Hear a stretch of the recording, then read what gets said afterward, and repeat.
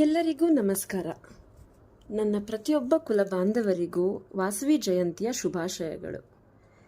ತುಂಬ ಜನಕ್ಕೆ ಈ ವಿಡಿಯೋ ಕೇಳ್ತಾ ಇರೋರಿಗೆ ವಾಸವಿ ಜಯಂತಿ ಬಗ್ಗೆ ಗೊತ್ತಿರ್ಬೋದು, ಗೊತ್ತಿಲ್ಲದೇನೂ ಇರಬಹುದು. ಈ ದಿನ ಆರ್ಯ ವೈಶ್ಯರಿಗೆ ಮಾತ್ರ ಒಂದು ದೊಡ್ಡ ಹಬ್ಬ ಅಂತಲೇ ಹೇಳ್ಬೋದು. ಯಾಕೆ ಅಂದರೆ ಈ ದಿನ ಆರ್ಯ ವೈಶ್ಯರ ಕುಲದೇವತೆಯಾದ ವಾಸವಿ ದೇವಿ ಕನ್ಯಕಾ ಪರಮೇಶ್ವರಿ ದೇವಿಯ ಜನ್ಮದಿನ. ಆ ತಾಯಿಯ ಜನ್ಮದಿನದಂದು ಅಂದರೆ ಪ್ರತಿ ವರ್ಷ ವೈಶಾಖ ಶುಕ್ಲ ದಶಮಿಯ ದಿನ ಪ್ರತಿ ಊರಲ್ಲೂ ಪ್ರತಿ ಮನೆಗಳಲ್ಲೂ ಆರ್ಯವೈಶ್ಯ ಕುಲ ಬಾಂಧವರು ವಾಸವಿ ಜಯಂತಿ ಅಂತ ಆಚರಣೆ ಮಾಡ್ಕೊಳ್ತಾರೆ. ತುಂಬ ಜನಕ್ಕೆ ಈ ವಾಸವಿ ದೇವಿ ಅಂದರೆ ಯಾರು, ಅವರ ಇತಿಹಾಸ ಏನಾಗಿರ್ಬೋದು, ಪುರಾಣ ಏನಕ್ಕೋಸ್ಕರ ಅಷ್ಟೊಂದು ಆಚರಣೆ ಮಾಡ್ತಾರೆ, ಇದನ್ನೆಲ್ಲ ತಿಳ್ಕೊಳ್ಳೋ ಕುತೂಹಲ ಇರ್ಬೋದು. ಇದರ ಬಗ್ಗೆ ಡಾಕ್ಟರ್ ಗುರುಮೂರ್ತಿ ಪೆಂಡಕೂರ್ ಅವರು ತುಂಬ ಚೆನ್ನಾಗಿ ಅವರ ಇತಿಹಾಸನ, ಅವರ ಜೀವನ ಚರಿತ್ರೆ ಅಂತ ಹೇಳ್ಬೋದು, ಒಂದು ಪುಸ್ತಕ ಶ್ರೀ ಕನ್ಯಕಾ ಪರಮೇಶ್ವರಿ ಪುರಾಣ ಎನ್ನುವ ಪುಸ್ತಕದಲ್ಲಿ ತುಂಬ ಚೆನ್ನಾಗಿ ಅನುವಾದ ಮಾಡಿದ್ದಾರೆ. ಹೀಗಾಗಿ ತುಂಬ ಜನಕ್ಕೆ ಓದೋಕೆ ಟೈಮ್ ಇಲ್ಲದೆ ಇರ್ಬೋದು. ಆದ್ದರಿಂದ ನಾನು ಈ ದಿನದಿಂದ, ವಾಸವಿ ಜಯಂತಿಯ ದಿನದಿಂದ ಒಂದು ದೇವರಲ್ಲಿ ಪ್ರಾರ್ಥನೆ ಮಾಡ್ಕೊಳ್ತಾ ಇದ್ದೀನಿ. ಇವತ್ತು 1ನೇ ಅಧ್ಯಾಯದಿಂದ ನಾನು ಶುರು ಮಾಡಿ ನಿಮ್ಮ ಮುಂದೆ ವಿಡಿಯೋನ ರೆಕಾರ್ಡ್ ಮಾಡಿ ನನ್ನ ಯೂಟ್ಯೂಬ್ ಚಾನಲ್ಗೆ ಅಪ್ಲೋಡ್ ಮಾಡ್ತೇನೆ. ಈಗ ನೀವೆಲ್ಲರೂ ನೋಡ್ತಿರೋ ಈ ಪುಸ್ತಕ ಪರಿಪೂರ್ಣವಾದ 58 ಅಧ್ಯಾಯಗಳನ್ನ ಒಳಗೊಂಡಿದೆ. ಈ ದಿನ 1ನೇ ಅಧ್ಯಾಯದಿಂದ ನಾನು ಶುರು ಮಾಡ್ತಾ ಇದ್ದೀನಿ. ನೋಡೋಣ ಏನಿದೆ ಅಂತ. 1ನೇ ಅಧ್ಯಾಯ ಶುರು ಮಾಡುವ ಮುನ್ನ ನಾನು ವಾಸವಿ ದೇವಿಯ ಒಂದು ನಾಮಸ್ಮರಣೆ ಮಾಡಿ ವಾಸವಿ ದೇವಿಯ ಆಶೀರ್ವಾದವನ್ನು ಪಡೆದು ಮುಂದುವರಿಸ್ತೇನೆ. ಧ್ಯಾಯೇ ಶ್ರೀ ವಾಸವಿ ದೇವಿಂ ಬ್ರಹ್ಮ ವಿಷ್ಣು ಶಿವಾತ್ಮಿಕಾಂ ಪರಾಶಕ್ತಿ ಜಗದ್ಧಾತ್ರೀಂ ಕನ್ಯಕಾ ಪರಮೇಶ್ವರಿ ಚತುರ್ಭುಜಾಂ ಚಂದ್ರರೇಖಾಂ ಕಮಲಾಸನ ಸಂಸ್ಥಿತಾಂ ವರದಾಭಯಹಸ್ತಾಂ ಚ ಶುಕಪದ್ಮಾಕರಂ ಶುಭಂ. ಶ್ರೀ ಕನ್ಯಕಾ ಪರಮೇಶ್ವರಿ ಪುರಾಣ ಅಧ್ಯಾಯ 1. ನೈಮಿಷಾರಣ್ಯ ವರ್ಣನೆ, ಅಷ್ಟಾದಶ ಪುರಾಣ ವಿವರ, ಸ್ಕಾಂದ ಉತ್ತರಾಖಂಡ, ಕಲಿಯುಗದಲ್ಲಿ ವೈಶ್ಯರ ಪ್ರವರ್ತನೆಯ ಪ್ರಶ್ನೆ, ಮಣಿಗುಪ್ತ ಮುಂತಾದ ವೈಶ್ಯ ಋಷಿಗಳು, ಸಾಲಂಕಾಯನರ ಹತ್ತಿರ ಹೋಗುವುದು, ತೀರ್ಥಯಾತ್ರೆಗಳು, ಪೂರ್ವಿಕರ ಅಗ್ನಿಕುಂಡ ಪ್ರವೇಶ ವಿಷಯ ಪ್ರಶ್ನೆ, ಫಲಶ್ರುತಿ, ಶ್ರೀ ವಾಸವಿಯ ಯುಗನಾಮಗಳು. ಇದೆಲ್ಲದರ ಬಗ್ಗೆ 1ನೇ ಅಧ್ಯಾಯದಲ್ಲಿ ಒಳಗೊಂಡಿದೆ. ಮಹರ್ಷಿ ಆಶ್ರಮಗಳಿಂದೊಡಗೂಡಿ ವೇದನಾದಗಳಿಂದ ಪ್ರತಿಧ್ವನಿಗೊಳ್ಳುವ ನೈಮಿಷಾರಣ್ಯ ಮಹಾಕ್ಷೇತ್ರದಲ್ಲಿ ಸಕಲ ವೃಕ್ಷ ರಾಶಿಗಳಿಂದ ಒಡಗೂಡಿ ಕಣ್ಣಿಗೆ ಇಂಪಾಗಿರುವ ಕಂದರದಲ್ಲಿ ಗೋಮತಿ ಎಂಬ ಮಹಾನದಿಯ ದಂಡೆಯ ಮೇಲೆ ದೊಡ್ಡ ಆಶ್ರಮ ಹೊಂದಿತ್ತು. ಅಲ್ಲಿ ಬ್ರಹ್ಮವಿದರಾದ ಮಹರ್ಷಿಗಳು ಒಂದು ದೀರ್ಘ ಯಾಗವನ್ನು ಪ್ರಾರಂಭಿಸಿದರು. ವಶಿಷ್ಠ ವಾಸವಿ ಋಷಿಗಳು ಬ್ರಹ್ಮಸ್ವರೂಪವನ್ನು ತಿಳಿದ ಶ್ರೇಷ್ಠರೂ ಲೋಕರಕ್ಷಕ ಶಕ್ತಿಯುಳ್ಳ ಶಿಷ್ಟರೂ ದಯಾಪರರೂ ಮಹಾತ್ಮರೂ ಆದ ಸಕಲ ಋಷಿಗಳು ಸೇರಿ ಈ ಯಾಗವನ್ನು ನಡೆಸುತ್ತಿದ್ದರು. ಅಲ್ಲಿಗೆ ಶ್ರೀ ಸೂತ ಮಹಾಮುನಿಗಳು ಆಗಮಿಸಿದರು. ಯೋಗದೀಕ್ಷೆ ಹೊಂದಿದ ಆ ಋಷಿಗಳು ಶ್ರೀ ಸೂತ ಮಹಾಮುನಿಗಳನ್ನು ಧರ್ಮಪೀಠದಲ್ಲಿ ಕುಳ್ಳಿರಿಸಿ ಅರ್ಘ್ಯಾದಿಗಳಿಂದ ಪೂಜಿಸಿ ಕುಶಲ ಪ್ರಶ್ನೆ ಮಾಡಿದರು. ಮಹಾಬುದ್ಧಿವಂತನೂ ವ್ಯಾಸ ಶಿಷ್ಯನೂ ಅಷ್ಟಾದಶ ಪುರಾಣ ಕರ್ತನೂ ಆದ ಶ್ರೀ ಸೂತನೇ, ನಿನಗೆ ಸುಸ್ವಾಗತ. ನೀನು ಬರೆದ ಸ್ಕಾಂದ ಪುರಾಣದ ಉತ್ತರ ಭಾಗದಲ್ಲಿ ಸನಾತನವಾದ ಬ್ರಾಹ್ಮಣ ವಿಹಿತ ಧರ್ಮವನ್ನು ನಾವು ಕೇಳಿದ್ದೇವೆ.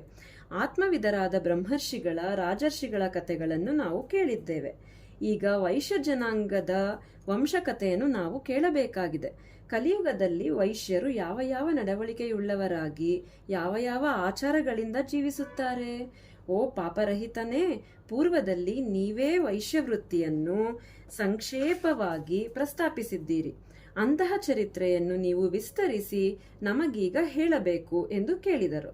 ಆಗ ಶ್ರೇಷ್ಠನಾದ ಸೂತ ಮುನಿಯು ವೈಶ್ಯವೃತ್ತಾಂತವನ್ನು ಹೇಳಲು ಪ್ರಾರಂಭಿಸಿದನು. ಮಹಾತ್ಮರೇ, ಸಕಲವನ್ನು ತಿಳಿದ ನಿಮಗೆ ನಮಸ್ಕಾರ. ಚಿತ್ತ ಸ್ವರೂಪನಾದ ಪರಮಾತ್ಮನಿಗೆ ನಮಸ್ಕಾರ ಎಂದು ಅತಿ ನಿರ್ಮಲವಾದ ವಾಕ್ಯಗಳಿಂದ ದೇವತೆಗಳನ್ನು, ಬ್ರಹ್ಮವೇತ್ತರಾದ ಮಹರ್ಷಿಗಳನ್ನು ಸ್ಮರಿಸಿ ಮೃದುವಚನಗಳಿಂದ ವೈಶ್ಯ ಚರಿತ್ರೆಯನ್ನು ಹೇಳತೊಡಗಿದರು.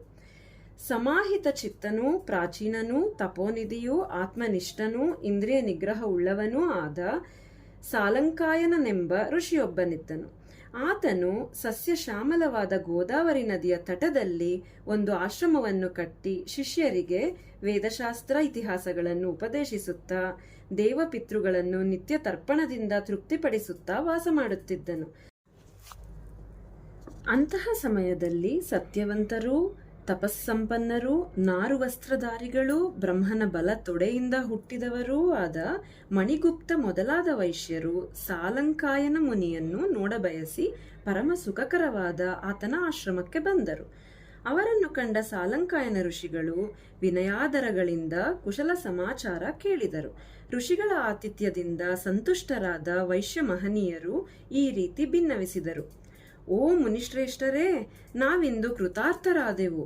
ಬ್ರಹ್ಮಕುಂಡದಿಂದ ಹೊರಟು ಪುಣ್ಯತೀರ್ಥಗಳನ್ನು ಸೇವಿಸಿ ನಾವಿಲ್ಲಿಗೆ ಬಂದೆವು. ಹಿಮಾಲಯಾದಿ ಪರ್ವತಗಳಲ್ಲಿ ಸಂಚರಿಸಿ ಸಕಲ ಪುಣ್ಯ ನದಿಗಳಲ್ಲಿ ಸ್ನಾನ ಮಾಡಿ ಗೋದಾವರಿ ಸ್ನಾನಕ್ಕಾಗಿ ನಾವಿಲ್ಲಿಗೆ ಬಂದೆವು. ನಮ್ಮ ಭಾಗ್ಯದಿಂದ ಜನ್ಮರಾಹಿತ್ಯ ಕಾರಣವಾದ ನಿಮ್ಮ ಪಾದ ಕಮಲಗಳನ್ನು ಕಂಡೆವು. ನೀವು ನಿರಂತರ ಶುಭಪ್ರದರು. ನೀವಿಂದು ನಮಗೆ ಮಹಾಪುಣ್ಯಪ್ರದವಾದ ಒಂದು ಕಥೆಯನ್ನು ಹೇಳಬೇಕು. ವೈಶ್ಯ ಸಂತಾನಕ್ಕೆ ಅಗ್ನಿಪ್ರವೇಶ ಏನು ಕಾರಣ ಬಂತು? ಕನ್ನಿಕೆಯಿಂದ ಕೂಡಿದ ನಮ್ಮ ಹಿರಿಯರಿಗೆ ಅಗ್ನಿಪ್ರವೇಶದಂತಹ ದುರ್ಭರ ಸನ್ನಿವೇಶ ಒದಗಲು ಕಾರಣವೇನು? ವೈಶ್ಯರ ನಿರ್ಮಲವಾದ ವಂಶ ಯಾವ ರೀತಿ ನಿಲ್ಲುವುದು? 102 ಗೋತ್ರಗಳನ್ನು ಯಾವ ರೀತಿ ನಿರ್ಮಿಸಿದರು? ಕಲಿಯುಗದಲ್ಲಿ ವೈಶ್ಯಕುಲದ ನಡವಳಿಕೆ ಹೇಗಿರಬೇಕು? ಈ ಎಲ್ಲಾ ವಿಚಾರಗಳನ್ನು ವಿಸ್ತರಿಸಿ ಹೇಳಬೇಕಾಗಿ ವಿನಂತಿ ಎಂದು ಭಿನ್ನವಿಸಿದರು. ಆಗ ಸಾಲಂಕಾಯನರು, ಓ ವೈಶ್ಯ ಋಷಿಗಳೇ, ನಿಮ್ಮ ವಿನಯಾತಿಶಯಗಳಿಂದ ನನಗೆ ಸಂತೋಷವಾಗಿದೆ. ಸಕಲ ಸೌಭಾಗ್ಯದಾಯಕವೂ ಸೌಖ್ಯಕಾರಕವೂ ಶುಭಪ್ರದವೂ ಆದ ನಿಮ್ಮ ಚರಿತ್ರೆಯನ್ನು ನಿಮ್ಮ ಇಷ್ಟಾನುಸಾರವಾಗಿ ನಿಮಗೆ ಹೇಳುತ್ತೇನೆ. ಯಾರು ಈ ಪುಣ್ಯ ಕಥೆಯನ್ನು ಕೇಳುವರೋ ಅವರ ಕೈಯಲ್ಲಿ ಚಿಂತಾಮಣಿಯೇ ಇರುವುದು, ಅವರ ಮನೆಯಲ್ಲಿ ಕಲ್ಪವೃಕ್ಷವೂ ಆಗಿರುವುದು, ಕಾಮಧೇನುವು ಆತನ ಗೋಶಾಲೆಯಲ್ಲಿ ವಾಸಿಸುವುದು.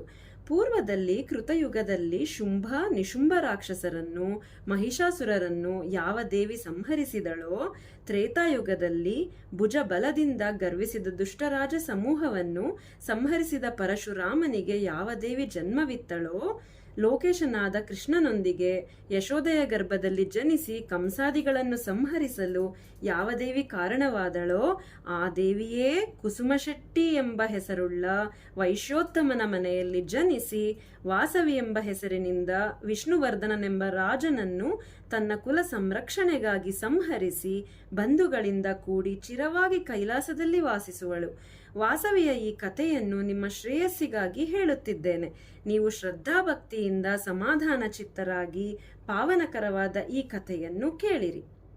ಸಾಧು ಜನರ ನೋಡಿ ಸಂತೋಷ ಪಡುವಾತ, ಪರರ ಮೇಲು ಸೈರಿಸುವಾತ, ಮನೆಯೊಳಿರ್ದೊಡೇನು ಅಡವಿಯೊಳಿರ್ದೊಡೇನು, ವಿಶ್ವಶೋಭಿತ ರಾಮ ಕೇಳುವೇಮಾ. ನೆಲವನ್ನು ಪ್ರೀತಿಸುವವನು ಮನುಷ್ಯರನ್ನು ಪ್ರೀತಿಸುವವನು ಪೃಥ್ವಿಯನ್ನು ಪ್ರೀತಿಸುತ್ತಾನೆ. ಅಪ್ಪ ಅಮ್ಮ ಮಣ್ಣಿನ ಮಕ್ಕಳು. ಇಲ್ಲಿಗೆ ಅಧ್ಯಾಯ 1 ಮುಕ್ತಾಯ. ಮುಂದಿನ ವಿಡಿಯೋದಲ್ಲಿ 2ನೇ ಅಧ್ಯಾಯದೊಂದಿಗೆ ಶುರು ಮಾಡೋಣ. ಈಗ 1ನೇ ಅಧ್ಯಾಯದಲ್ಲಿ ನಮಗೆ ತುಂಬ ಪ್ರಶ್ನೆಗಳಿದೆ ಅಲ್ವಾ ವಾಸವಿ ಮಾತೆ ಬಗ್ಗೆ. ಇದೆಲ್ಲ ಪ್ರಶ್ನೆಗಳಿಗೆ 2ನೇ ಅಧ್ಯಾಯದಲ್ಲಿ ನಮಗೆ ಉತ್ತರ ಸಿಗುತ್ತಾ ಅಂತ ಕಾದು ವೀಕ್ಷಿಸೋಣ. ಧನ್ಯವಾದಗಳು.